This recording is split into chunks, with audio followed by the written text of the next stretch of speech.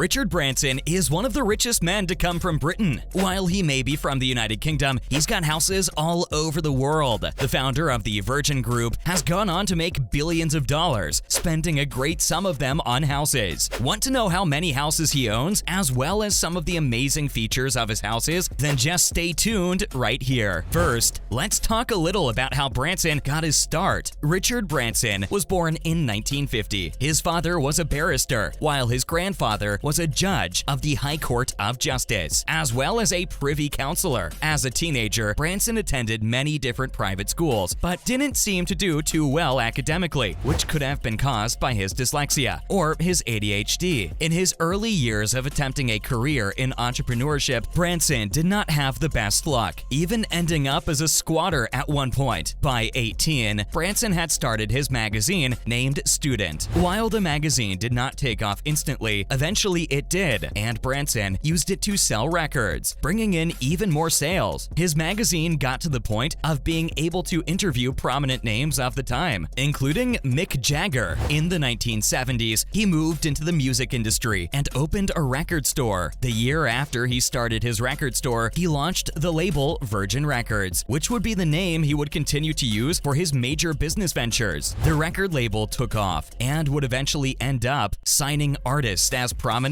as the Rolling Stones, XTC, and Peter Gabriel, once of Genesis. Next, let's talk about how Branson made it to where he is now. While Virgin Records was a success and it made him worth over $5 million by the 70s, in the early 80s, when he switched to the airline business, that things started to take over. In 1984, Virgin Atlantic was founded by Randolph Fields and Alan Hellery. After an argument of management between Fields and Branson, Fields ended up selling his share of the company. The next year, in 1985, Richard Branson founded a new wing of the Virgin Airlines company, Virgin Atlantic Holidays Limited, which is a Virgin Atlantic branch that offers holiday flights all around the world. Within the first 12 months of the birth of Virgin Atlantic, the company was already profitable, with help from the buzz generated by Virgin Records. In fact, it was so profitable that the company even had enough to purchase a Boeing 747. Things only started to go up for the company as just 2 years later, they added another Boeing 747, as well as new routes like the JFK Airport in New York and Los Angeles in 1988, and then in 1990. Now, after over 3 decades since the company was founded, it has a worth of over $1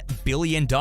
Now, let's discuss Richard Branson's newest home. Richard Branson owns many homes throughout the world. With a bank account as large as his, one house just doesn't seem to be enough. Of course, Branson's property purchases do not end with just homes, as he's purchased some islands as well. For now though, let's just take a look at the houses he owns. In 1998, he bought the Kasbah Tamadat, which was once a hotel. Located close to Marrakesh in Morocco, the Kasbah Tamadat comes along with 27 luxury suites. Branson also owns a luxury suite in Switzerland, the only suite in Verbier, in fact. In South Africa, Branson owns a home that takes up 13,500 hectares, which measures out to be over 300,000 acres. Branson's fourth home is located in Swahili, Kenya, and is yet another retreat of his, which can be found in the Motorogi Conservancy. Branson's fifth and final home is known as the Roof Gardens. It's located in London, just above Kensington High Street. This beautiful home comes with a view to match, including a view of gardens, fountains, and exotic birds. The answer to the question of how many homes the billionaire businessman actually owns comes out to a very impressive 5. Moving on, let's talk about his newest island. Some people collect vinyl, some collect cool-looking rocks. People like Richard Branson collect islands. Branson purchased a new island in 2022, located in the Caribbean. The island Branson bought was called Moskito Island. As if the island itself wasn't good enough, it comes with a new villa for Branson. For those looking to have a great vacation in the Caribbean, they can stop into the new villa, which will be named The Village. The Village is a huge 9-bedroom estate and only the 4th estate to live on Moskito Island. The news of Branson and the Caribbeans should not be all that exciting, considering that just last year, Virgin Airlines officially debuted Moskito Island into their Virgin Limited Edition collection. Speaking on the subject, Virgin Limited Edition Managing Director Jon Brown said that the village debut is the next phase of the growing evolution of Moskito Island. Brown continued on to say that the village takes luxury to heights the field has not yet seen, saying that it comes paired with unspoiled panoramic views.